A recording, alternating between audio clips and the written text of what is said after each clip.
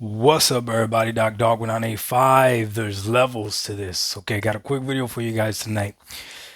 I've been noticing that lately, maybe not lately, but I guess I've been noticing it now more, but it's actually been going on for a while. It seems like PC gamers are the ones defending Xbox and talking positively about Xbox more than Xbox gamers themselves, as far as like in the content space and stuff like that. Now, maybe it's a little echo chamber that I have created myself, but I do find comfort in seeing PC gamers talk positively about Xbox when comparing Xbox to PS5 or Xbox to Sony and all that other stuff. Not really Xbox to PS5. That's not really what they compare. They compare Xbox to Sony, right? So it's a different conversation. And I sat back today as I was watching one of the videos from one of the gentlemen today, and it hit me. And this is the truth. You know, I like to be honest with you guys. My Xbox experience has gotten better when I left the Xbox console.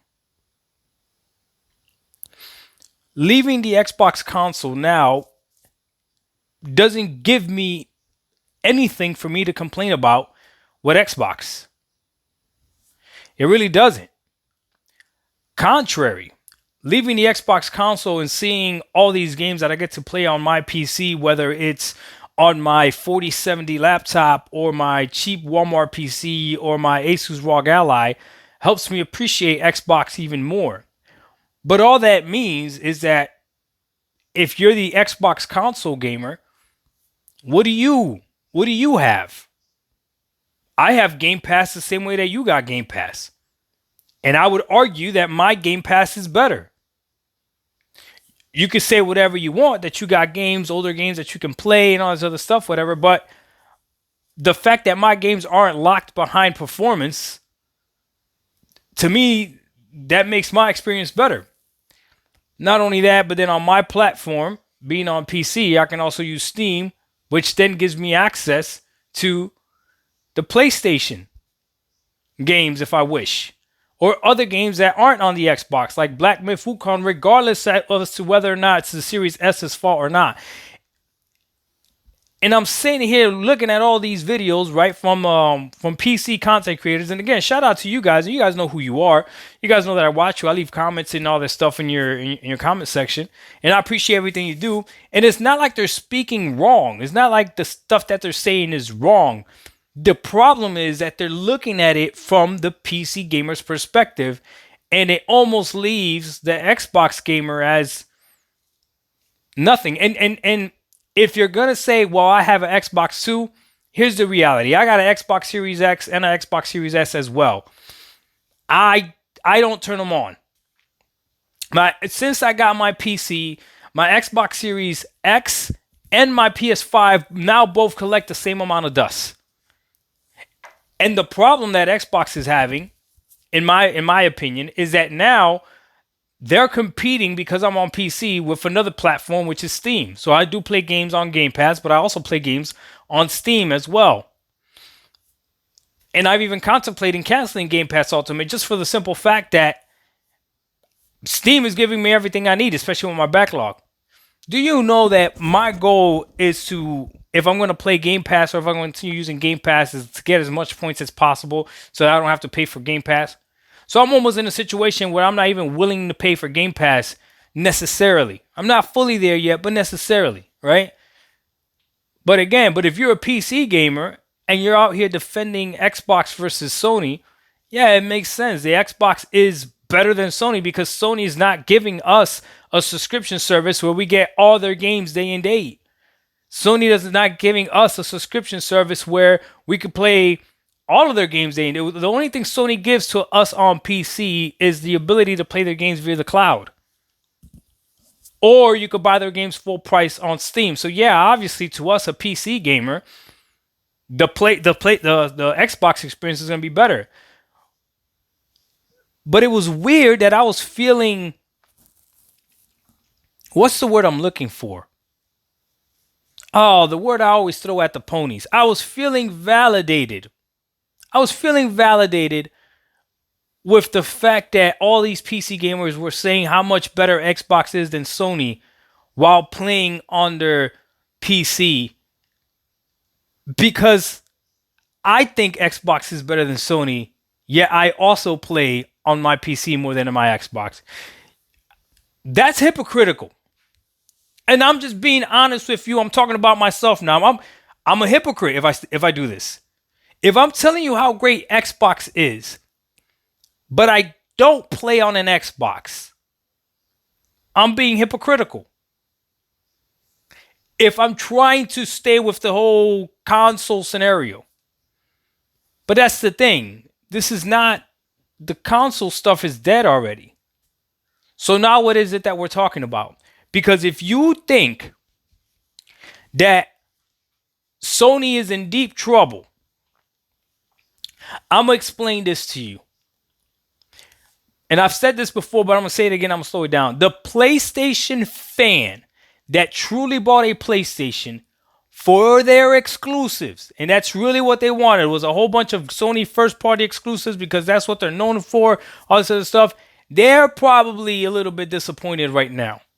But the person that just bought a PlayStation for some of their exclusives and then everything else that comes with PlayStation, they're fine. They're getting all these games. I'm sure Sony's going to be perfectly fine and okay with that. But I don't know, man. I didn't want this to leave my train of thought today when I was literally at work just watching another video about how Xbox is better than PlayStation, and sure enough, it was from a PC guy. And the only ones that I could find that have that real good argument are PC guys. The only argument that a console player on Xbox has is that, hey, we have all these games. Well, they're going to be timed exclusives, so that's a really dumb argument. So the best argument that you have is that we get to play them on Game Pass, and it's like, okay, so Game Pass is the argument. Cool. Now, I've been claiming Game Pass since the beginning of this generation, but now that I see Steam, to me, I gotta be honest with you, it's debatable whether it's better to spend $10 a month on Game Pass or $10 a month on Steam. And regardless what anybody tells you when they tell you, oh, well, Game Pass, look at all the freaking games that you got. You're not going to be playing every single game. You don't have the time to play every single game.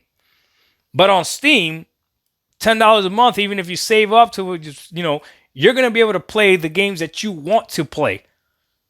And it's going to have all the games that are on Game Pass as well.